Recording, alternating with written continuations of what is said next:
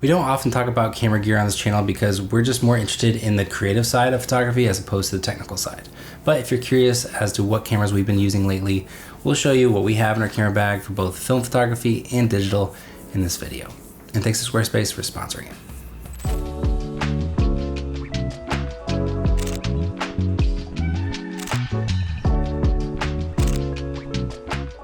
My favorite go-to camera for just walking around and shooting is this little bad boy right here.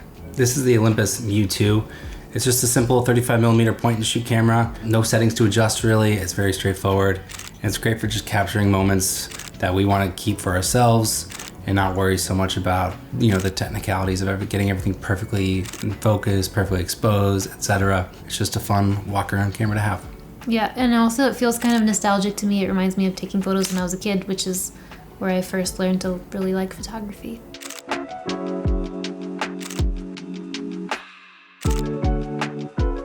Next, we have the Leica M6 rangefinder. He did a This was the first serious film camera that I learned how to shoot on. When we would shoot sort of hybrid weddings, like a little bit of film for weddings, we would always bring this camera with. We always bring it on vacations. Yeah, it's our old trusty go-to. It has a really nice 35mm lens on there too.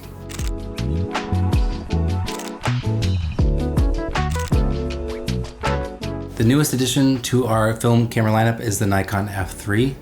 We bought this off of one of our favorite photographers, Ryan Muirhead. We actually haven't developed our first roll from this camera yet, so we had Ryan Muirhead send us some photos that he took with this camera. Check out his print shop if you love his work like we do. But this camera is really easy to use. Focusing is a little bit easier than the rangefinder, in my opinion at least. The settings are just a little bit easier. You can shoot on auto if you want, or you can dial in the settings just how you want them. But so far it's been really fun, really easy, really quick to shoot. And so we're really looking forward to shooting more with this one. I would say instead of jumping to a rangefinder right away, this would be a good stepping stone. Yeah.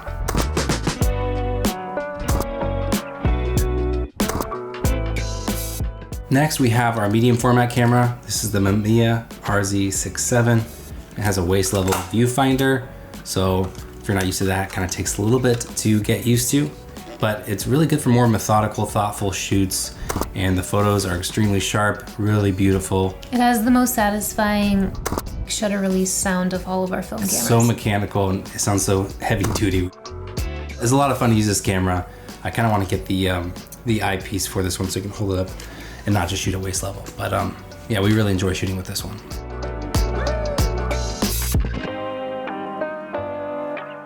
For analog video, we also have these Super 8 cameras. We have the Nikon R10 and a Canon 1014 XLS.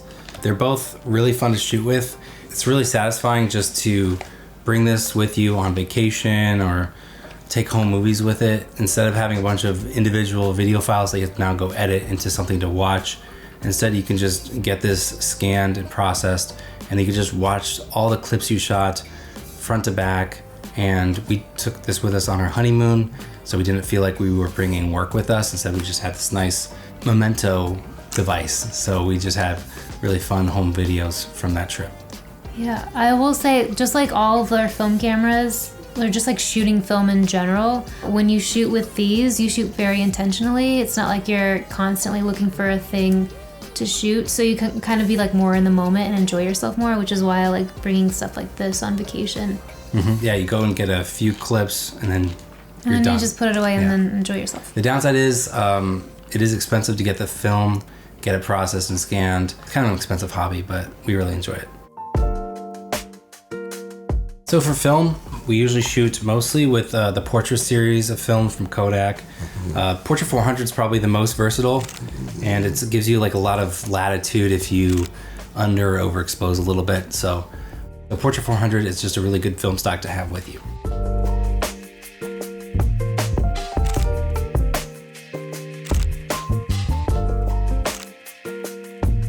Now, onto digital. Our go-to camera body has been the Canon EOS R. Speak for yourself, mine's been the 5D Mark IV. Yeah, this is essentially the mirrorless version of the 5D4, but I like that it has a flip-out LCD screen.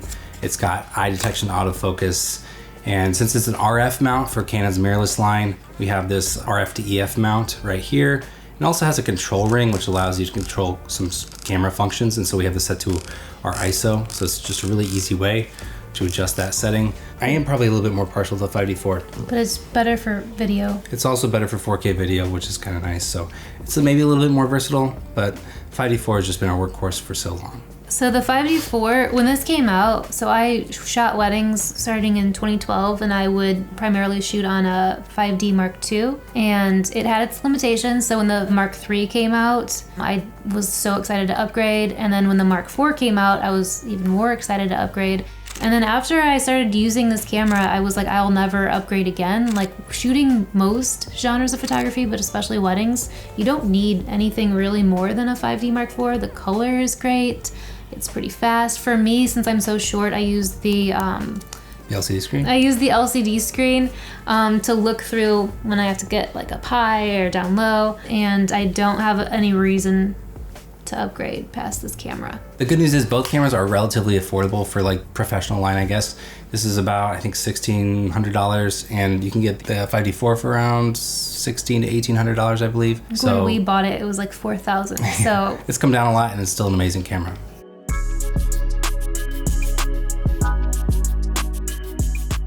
This is my favorite video camera. The Blackmagic Pocket Cinema Camera 6K. It's really easy to use, really intuitive. The menus are awesome. It's one of our favorite menu systems. The video looks really nice. It looks so good. You can shoot ProRes files, which is really nice to have. And it's also super affordable.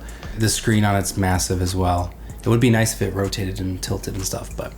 On my other channel, this is what I would use to shoot most of my videos. I would say maybe the downside is the file sizes do get rather large.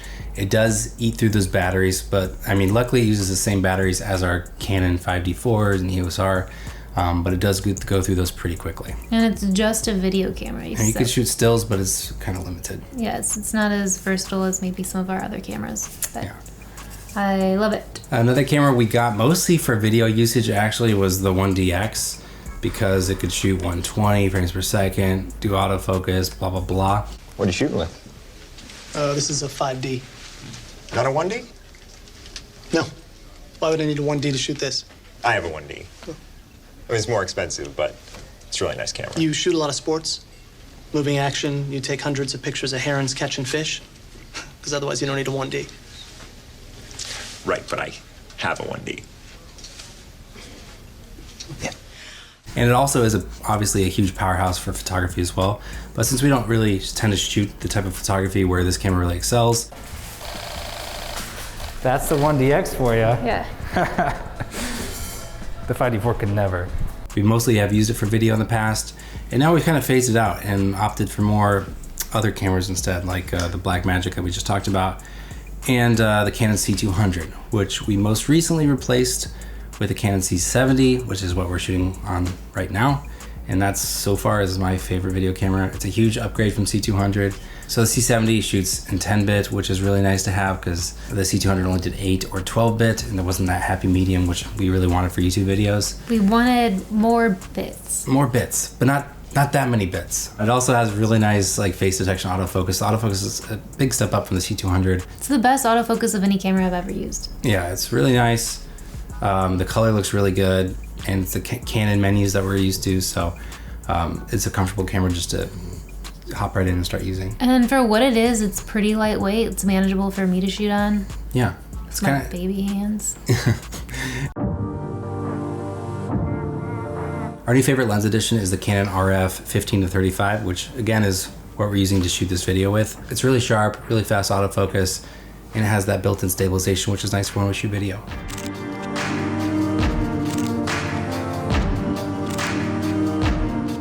For portraits, our favorite lens is the Canon 24mm f1.4.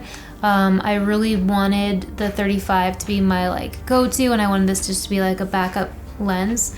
But once I put this on my camera, I basically never took it back off again. I really like it. I like the distortion, the edginess, the trying not to say vibe. The qualities of it. We really just like shooting wide-angle portraits where most people would go towards a tighter focal length. Our style is a little bit different. So We always just enjoyed shooting portraits with the 24. As a wedding photographer, the 24 was crucial sometimes when you'd shoot in really small spaces and you'd have to shoot like a whole wedding party, getting ready or whatever in a small space. This was a nice one to have. Yeah.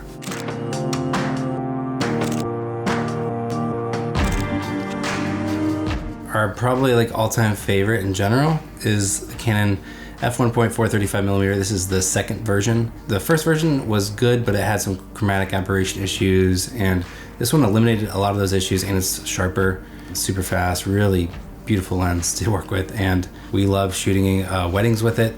We shoot portraits with it. We'll bring it with us wherever, pretty much. I was gonna say, as a wedding/portrait photographer, if I could only have one lens, it would be this lens. It's very versatile. It'll get you through the whole day.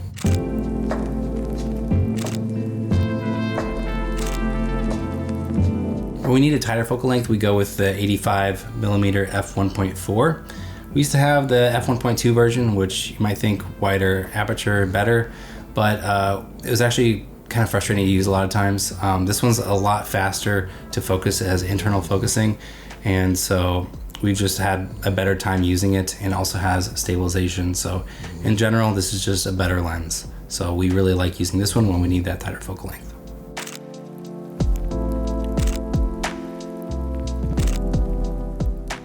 When I first started shooting photos, I shot everything on the 50 f1.2. It's a respectable lens. It'll get the job done.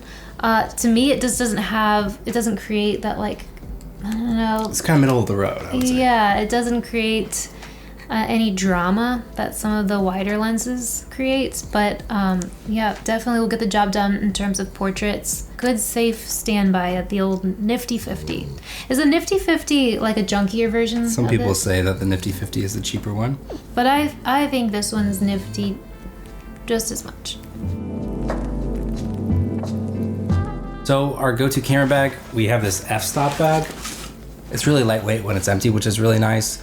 So that way when you stuff it full of gear, you're mostly carrying the gear, the weight of the gear, and not the weight of the bag as well. So it can hold a laptop, it can hold like 2 camera bodies, 2 lenses. I like how on the sides you can easily access the lenses. Yeah, so there's little pockets where the lenses can go where they won't get damaged. And yeah, you can easily grab them and change them around. Yeah, that's a great bag. If you've watched our videos before, you probably know that we are pretty big fans of Squarespace. We have been customers of theirs for years, long before this YouTube channel even existed, and still have our 3 Squarespace websites going strong.